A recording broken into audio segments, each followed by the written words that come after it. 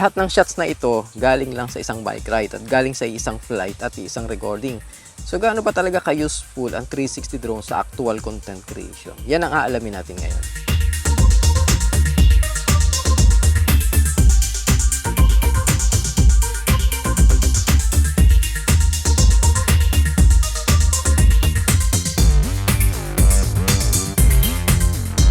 Instead na pag-usapan ng specs sa buong video, gusto kong ipakita na lang ito sa isang tunay na buhay.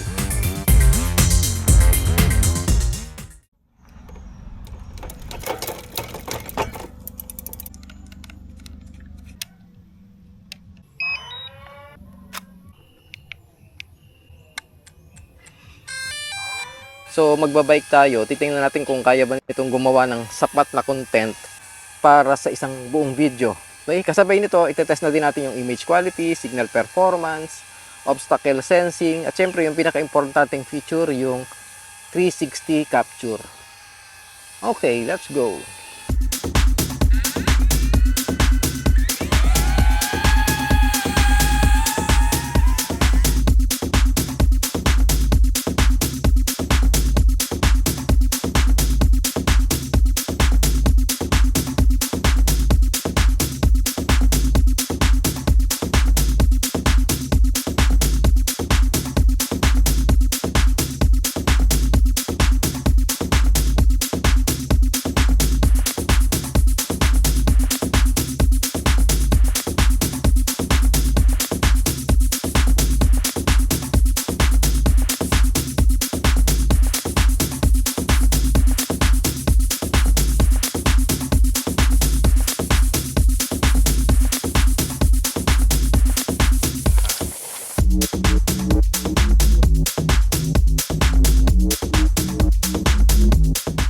Habang nagbibisikleta ako, isa sa mga unang napansin ko ay kung gaano kadali ng shooting process.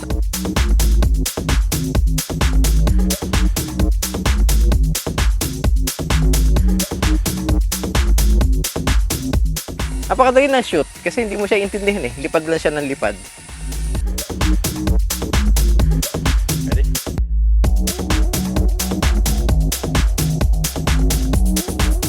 Sa normal na drone, lagi mong iniisip kung tama ba yung framing. Dito, mas nakakapag-focus ako sa flight niya at saka sa ride. Dahil 360 yung recording niya, hindi ko kailangang isipin kung nasa frame ba yung shot ko. Dahil sa editing, pwede naman akong pumili kung anong angle yung gusto kong gawin. Example, isang clip lang ito pero tingnan nyo kung ilang klaseng shot yung pwedeng magawa. Meron siyang side tracking,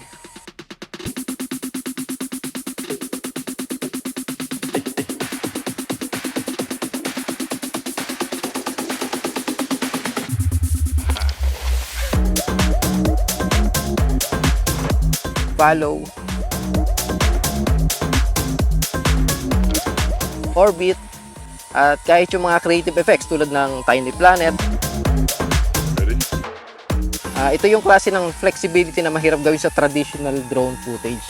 Pero dito, minaninya lang eh.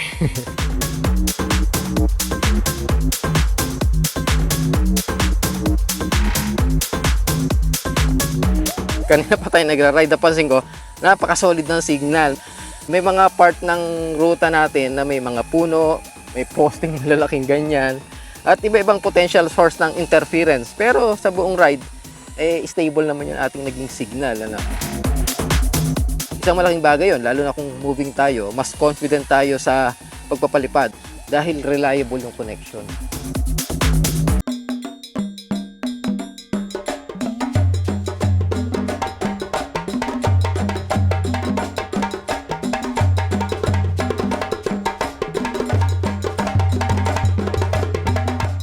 Isa pang nagbibigay ng confidence ay yung obstacle sensing system nito. Aware siya sa paligid habang lumilipad. So, dagdag pa yung propeller guards. Hindi ibig sabihin na hindi na tayo dapat maging maingat sa pagpapalipad. Ano?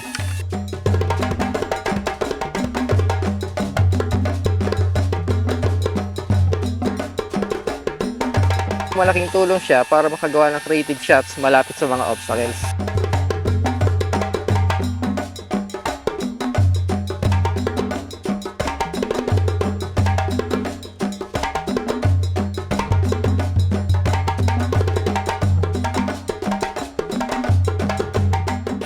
So ito yung pinakagusto ko rito, yung spotlight free. Select subject, piliin natin yan, and then spotlight free.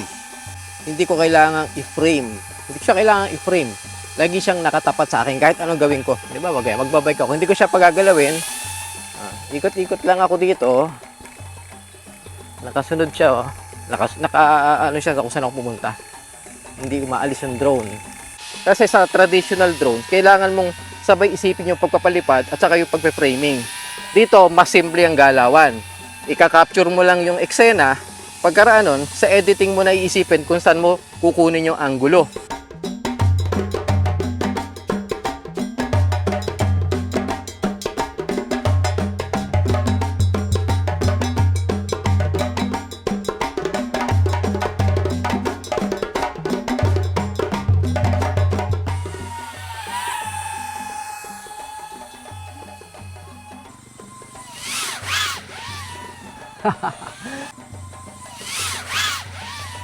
Mas maraming creative options at mas kokonting pressure habang lumilipad.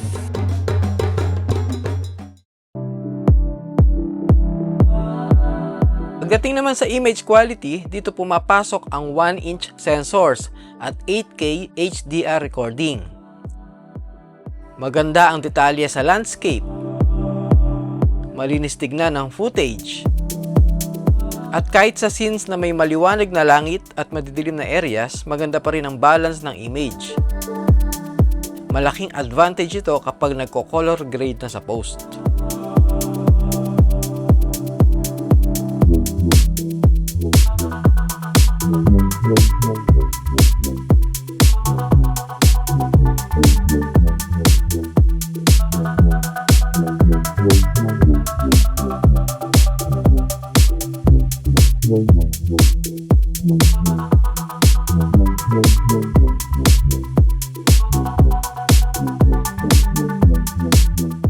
So, kaya bang gumawa ng buong video mula sa isang bike ride? Para sa akin, oo. Hindi lang dahil magandang image quality, kundi dahil sa flexibility na binibigay ng 360 capture. Mas nakakapag-focus na sa ride at mas maraming creative options pagdating sa editing. Ako po si Omel Cruz. Salamat po sa panonood at magkita-kita muli tayo sa susunod na video.